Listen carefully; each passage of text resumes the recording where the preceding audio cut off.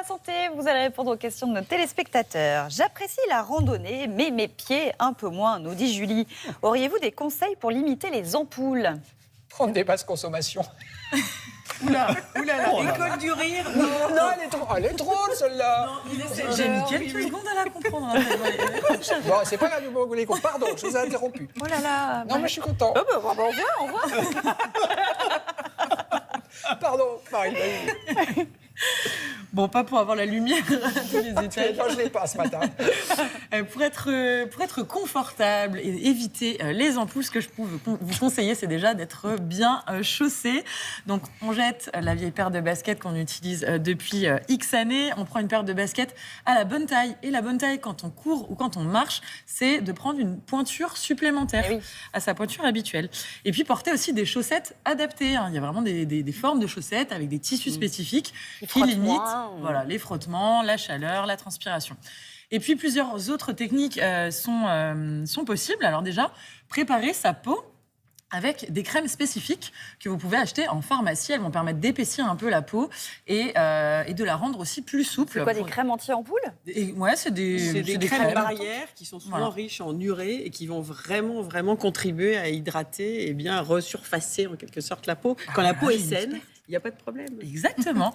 On peut aussi acheter éventuellement, si vraiment on souffre d'ampoules, des petits coussinets en gel qu'on peut mettre sur les talons, qu'on peut mettre même au niveau des orteils. J'ai déjà testé pendant la course à pied et ça marche bien. Et puis sinon, le sparadrap, ça paraît tout bête, mais on met un petit bout de sparadrap sur les zones de frottement en prévention. Exactement. On voit, rien à voir, on voit régulièrement des fromages. Encore que. Les pieds en fromage. On en parle avec Adrien. Mais nos téléspectateurs sont formidables. Ils ne nous posent pas de questions, donc on voit régulièrement des fromages retirés des supermarchés, car c'est pas drôle en plus, car contaminés par la listeria. De quoi s'agit-il exactement? Et oui, encore récemment, quelques lots de fromage de Saint-Nectaire ont été rappelés suite à la détection de la listeria. Donc c'est une bactérie qu'on trouve un peu partout dans notre environnement, dans les eaux usées, dans les végétaux et surtout dans certains aliments.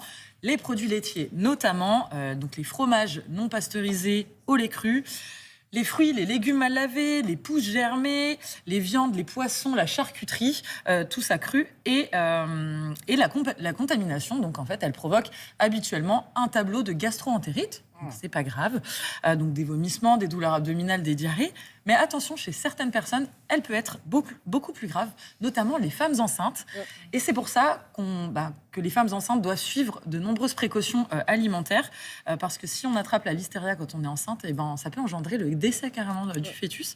Attention aussi chez les personnes âgées ou les personnes qui ont un déficit immunitaire. Et donc, on respecte les consignes si on est enceinte. Et puis, sinon, on lave bien ses fruits et légumes. Et puis on cuit.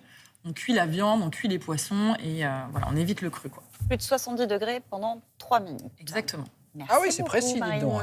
Ouais.